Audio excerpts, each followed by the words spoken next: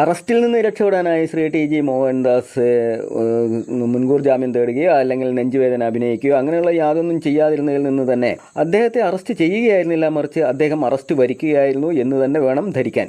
അതിൽ നിന്ന് നമ്മൾ മനസ്സിലാക്കേണ്ടത് അദ്ദേഹത്തിന് സമൂഹത്തോട് അടിവരയിട്ട് എന്തൊക്കെയോ ഇനിയും പറയാനുണ്ട് എന്ന് തന്നെയാണ്. താനൊരു ഭരണാധികാരിയായിരുന്നെങ്കിൽ എല്ലാവരും വെടിവെച്ച് കൊല്ലുമായിരുന്നു എന്ന് അദ്ദേഹം പറഞ്ഞതിനെ ഭരണാധികാരികളാകുന്ന എല്ലാവരും അങ്ങനെ വെടിവെച്ച് കൊല്ലണം എന്ന അർത്ഥമില്ലാത്തത് കൊണ്ട് തന്നെ അതിനെ ഒരു കലാപാഹവനമായിട്ടൊന്നും കാണാൻ ആർക്കും കഴിയില്ല.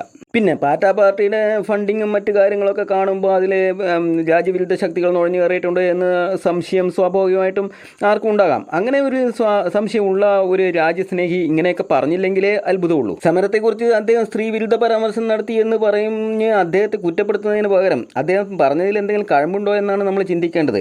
കാരണം ഒരു സമരത്തിന് സഭ്യതയും അതുപോലെ തന്നെ സംസ്കാരവും ഇല്ല എന്നുണ്ടെങ്കിൽ കാണുന്നവർക്ക് ഇതുപോലെ പല തോന്നലുകളും ഉണ്ടാകും. കാരണം ആ സമരത്തിൽ നിന്ന് പല പ്ലക്കാർഡുകളും അത്തരത്തിലുള്ള ആ സമരം കണ്ടപ്പോൾ കുറച്ചുകൂടി സഭ്യതയും സംസ്കാരവും ആകാമായിരുന്നു എന്ന് അദ്ദേഹത്തിന് തോന്നി. അതുകൊണ്ട് അദ്ദേഹം അങ്ങനെ പറഞ്ഞു.